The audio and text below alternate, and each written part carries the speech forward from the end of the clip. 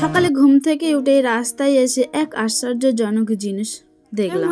না জানতো আছে তাই না, দেখ দেখ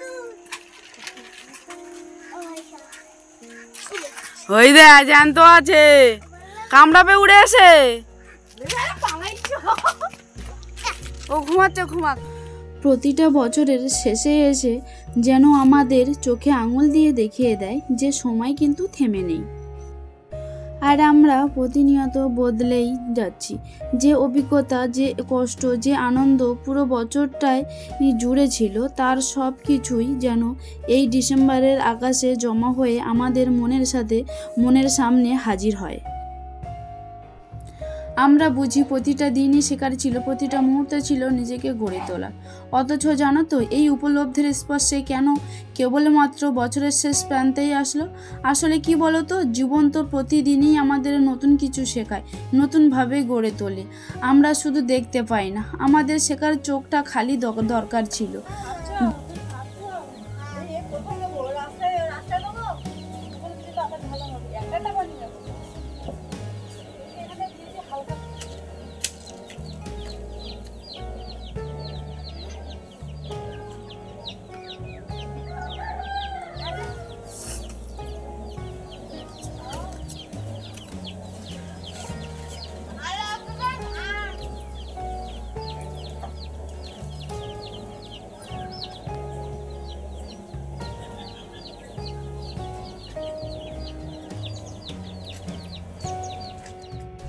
তো চলো, তোমাদের সাথে অনেক গল্প, অনেক কথা হবে। তার আগে আমি আমার নিজের পরিচয়টাই দিয়ে নিই।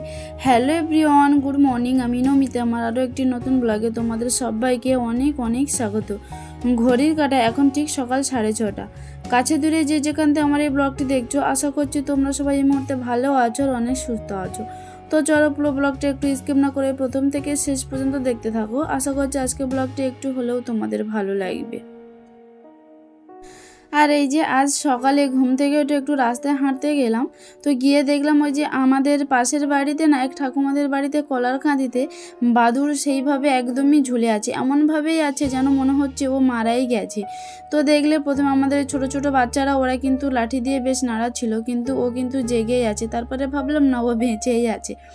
তো যাই হোক, দেখো আজকে সকালে সমস্ত বাসিকা সেরে ও ঘরে উনুনটা নেতা দিয়ে, ও ঘরে রান্নাঘর উনুন নেতা দিয়েই কিন্তু আমি সোজা আমার ঘরে চলে এসেছি। আর কাল তো ওরা সবাই চলে গেল, আর আজ এই যে দেখো আমি সমস্ত আমার ঘর বিছনা সমস্ত সব কিছুই পরিষ্কার করে নেবো, কারণ ওরা এই যে এই ঘরটাতে বেশ কদিন ছিল ওই জন্য। আর এই যে দেখো আমার মাথায় দেওয়া বালিশের তোয়ালি, তারা এমনভাবেই মানে শুয়েছে, আর কি বলবো, মানে ওধারে নিচেতেই ফেলে দিয়েছে। তো আমি খাটটা যখন পরিষ্কার করতে গিয়ে বালিশের রড যখন খুলছি, দেখলাম দুটো তোয়ালি আমার খুঁজে পাওয়া যাচ্ছে না। তো ওধারে গিয়ে দেখলাম যে না, ওধারেই পড়ে আছে। তো দেখো আমি তোয়ালিগুলো তুলে বালছি রড খুলে, আর এদিকে এই যে সাইডগুলো দেখো একটু পরিষ্কার করে নিচ্ছি। তো হালকা ঝোল তো হয়েছে, আমি তো এ ঘরেই আর আসিনি, ওই সকালে টুকটাক আসতাম, একটু ঘর ঝাড় দিয়ে, সামনেটা ঝাড় দিয়ে ঘরের সামনে নেতা দিয়েই কিন্তু আমি চলে যেতাম। তেমন আর উঁকি মারতাম না, আর ওরাই ছিল বলে আমি আর তেমন কাজবাজ কিছুই করতাম না। তো যাই হোক, ওরা চলে গেছে। দেখো আমি ওধারে টিনগুলো ঝেড়ে নিয়ে, আর এই যে দেখো আমার তোষকে এতটাই ধুলো হয়েছে, টাকে রোদে দিলে একটু ভালো হতো, কিন্তু এতটা ভার আমি একা নিয়েও যেতে পারবো না। তোমাদের দাদাভাই তো বাড়িতে নেই, তোমাদের দাদাভাই তো চলে গেছে লজে। যাই হোক, দেখো এই যে আমি একাই কিন্তু সব কিছু করছি। তো দেখো গদিটা প্রথমে একটু ধুলোগুলো ঝেড়ে নিলাম, নিয়ে এই যে জিনিসপত্রগুলো আমি সব কিছু বাইরে বার করে দেবো। তো আজ একটু অনেকটাই কাচার আছে, কারণ অনেকটাই বলতে কি, বেশ অনেকটাই কাঁচা আছে, কারণ ও ঘরে কাঁথা সমস্ত বেড কভার সমস্ত সব কিছু, আমার ঘরে দুই ঘরের আজ সমস্ত সব কিছু কাচবো। আর আকাশটাও না বেশ ভারী মেঘলাও করছে, ভাবছি কেচে দেবো, কারণ এই নোংরা জিনিস ফেলে রেখে আর লাভ নেই। আর আমি ডাক্তার দেখাতেও যাব, আমার ডাক্তার দেখানোর টাইমও হয়ে এসছে। তো ওই জন্য মেঘলা, বৃষ্টিও পড়ছে এক দু ফোঁটা, কিন্তু বৃষ্টির ভয় করে থেমে থাকলে আমার হবে না। কাজগুলো কেচে নিয়ে রাখলে না যেখানে সেখানে দিয়ে একটু, আর এখন শীতের সময় তাড়াতাড়ি একটু শুকনোও হয়ে যায়। তো যাই হোক, দেখো আমার এই যে খাটের তলাটা এবার লেগে গেছি, খাটের তলায়ও দেখো বেশ কয়েকদিন মানে ঝাড়া হয়নি। আর এই যে দেখো কত নোংরা, আর ওরা এই যে খাবার খেয়েছে, আর যেমন তেমনভাবে আমার খাবার কৌটাগুলো ওইভাবে ফেলে রেখেছে। তো যাই দেখো আমি ওই সাইডটা একটু ভালো করে পরিষ্কার করে নিয়ে এবার এই যে দেখো এই খাটের তলাটাও ভালো করে পরিষ্কার করে নিচ্ছি।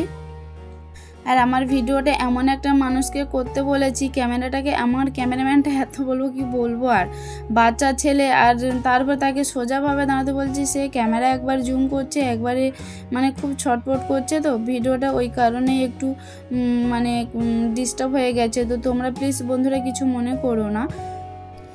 আর এদিকে এই যে দেখো এসে এখানে এই যে কাপ থালা, ওখানে ওদেরকে রোজ টিফিন দিয়ে যেতাম, তো এই গামলিতে করে মুড়ি মাখিয়ে খেত। তো সেসব গামলি সব কিছু নোংরা হয়ে আছে। এখন এই যে ওগুলোও একবারে মেজে ধুয়ে বার করে নেবো। আজ মোট কথায় যত নোংরা আছে যত কিছু সব কিছুই সাফ করে নেবো। আর ওদিকে মাকে বলেছি, মা তুমি আজ রান্না করবে, আমি সমস্ত সব কিছু মেজে ধুয়ে গুছিয়ে কমপ্লিট করে নেবো, প্লাস কাঁচা কুচো সব কিছুই করে নেবো। তো মা বললো আচ্ছা ঠিক আছে, তুমি ওদিকে করো, আমি এদিকে করে নেবো। তো ওই জন্য এই যে দেখো আমি আমার ঘরটাতে পুরো ওদিকে পরিষ্কার করে এনে সামনের দিকটা করে নিচ্ছি। আর এদিকে দেখো এই যে বস্তাটা, তো ওখানে ছোটো মা এই বস্তাতে করে একটা লেপ পাঠিয়েছিল। তো তোমাদের দাদাভাই একটা বস্তা দিয়েছে, জানি না বস্তা কোথাতে নিয়েছে, ওদের এই বস্তাটা এখানেই পড়ে আছে। তাই ভাবলাম যে ভালো করে ভাঁজ করে রেখে দিই, কোনো দিন যাবো বাড়ি তখন ছোটো মাকে দিয়ে আসবো বস্তাটা। তো ওই জন্য এই যে রেখে দিয়েছি। আর তারপরে দেখলাম তোমার ভাইও একটা জামা ফেলে গেছে। ও কেউ না কেউ কোনো না কোনো কিছু ফেলেই গেছে।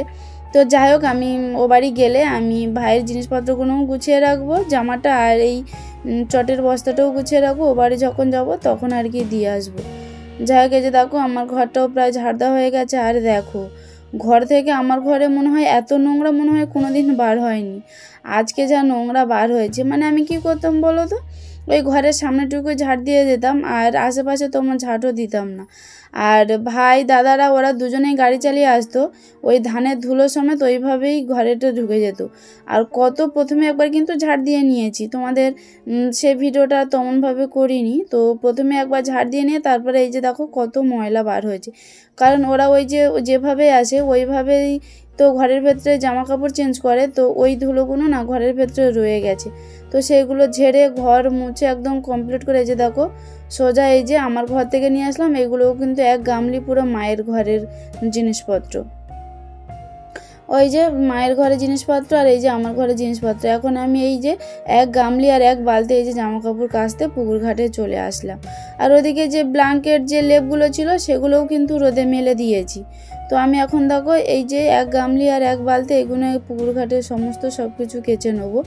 তো চলো আমি এখন জামা কাপড়গুলো কেচে নিয়ে তোমাদের সাথে পরে দেখাচ্ছি। আর হ্যাঁ, আমি তো কোথায় স্নান করি মানে কোথায় জামা কাপড় কাচি তোমাদের সাথে কিন্তু কোনোদিনই শেয়ার করিনি।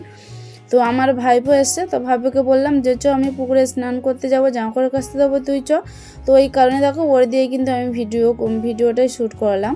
আর এখানেই কিন্তু আমি জামা কাপড় কাচতে আসি, এখানেই কিন্তু আমি স্নান করতে আসি।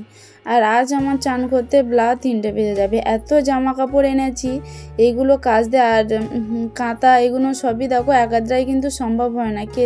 কেচে ধোয়া যায় কিন্তু ওই যে জলটা যখন নিংড়ে বার করতে হয় না তখন কিন্তু একাদ্রাই সম্ভব হয় না।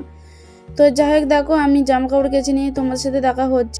আর এই যে দুপুরে খেয়ে দিয়ে ঘুম থেকে উঠে এই যে দেখো একটু সন্ধ্যা ভাব হয়ে গেছে, তখন এই যে রাস্তায় চলে আসলাম। আর রাস্তায় এসে দেখলাম এই যে আমাদের এবারে বিকালে আমাদের কলা কাঁদিতে এই যে দেখো হেঁচে ওই যে বাদুর নাকি ওই যে কলা গাছের ওখানে ওই কলার মোচের ওখানে নাকি মধু পাওয়া যায়, ওই মধুই নাকি ও খায়। আচ্ছা ঠিক আছে, তাহলে আজ আসি, কাল আবারও আরেকটি নতুন ভিডিওতে তোমাদের সাথে দেখা হচ্ছে।